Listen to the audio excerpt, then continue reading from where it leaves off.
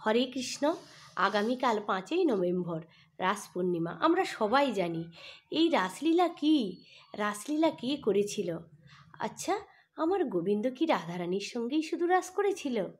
না তো, অনেক সখী ছিল।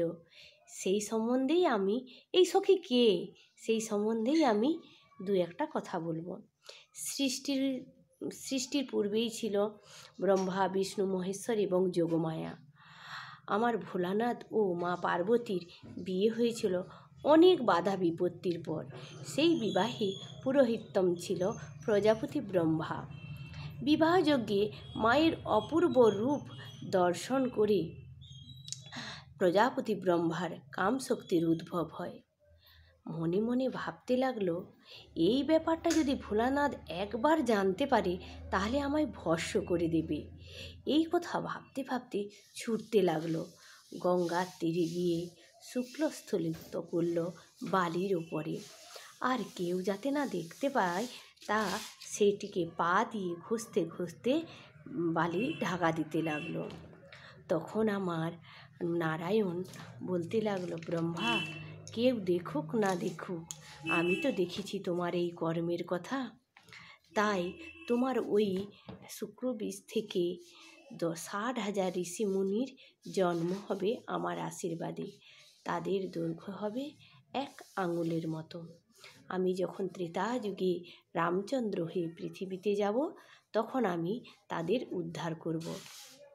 সেই 60,000 মুনি ঋষি মস্তক নিচে ও উপর দিকে পদকে তুলে তপস্যা করছিল। ত্রেতা যুগে রামচন্দ্র যখন সীতা হরণের পর সীতাকে উদ্ধার করবার জন্য জঙ্গলে ঘুরতে লাগলো, তখন ঋষি মুনিরা ভাবতে লাগলো, হয় পৃথিবীর বিশ্ববিধাতা ভগবান যে কিনা এক নারীর জন্য পাগলের মতো ঘুরে বেড়াচ্ছে, তাহলে ভগবান কি নারীকে ভালোবাসে? তাই যদি হয়, আমরাও প্রতিজ্ঞা করলাম, আমরাও নারী রূপ পেতে চাই।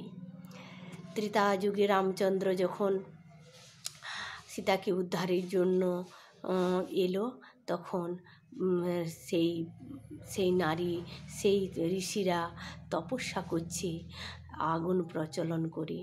ভগবান তাদের তপস্যায় সন্তুষ্ট হয়ে তাদের কাছে এসে বলল, ঋষিমুনিরা, তোমরা কি চাও?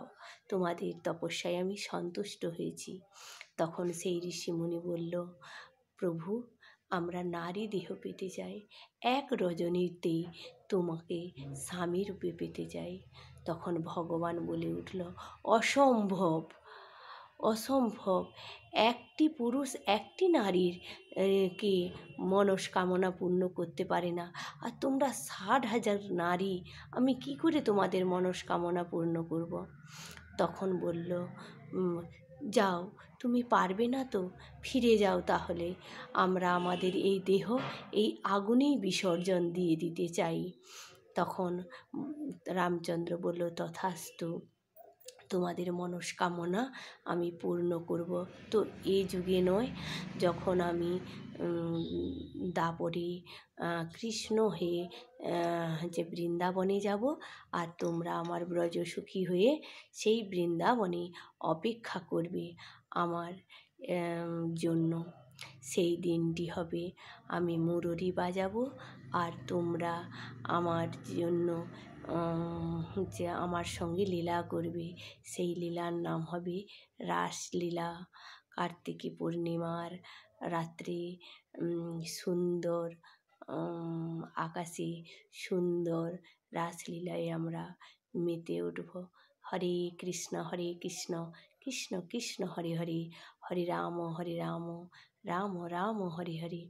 এই কার্তিক মাসে কাত্যায়নী ব্রত করে সখীরা যেমন ভগবানকে পেয়েছিল, আমরাও যদি এইভাবে কার্তিক ব্রত সম্পূর্ণ করি, তাহলে আমরা গোবিন্দকে যে যেমনভাবে চাইবে, গোবিন্দকে সেইভাবেই পাবে। হরে কৃষ্ণ।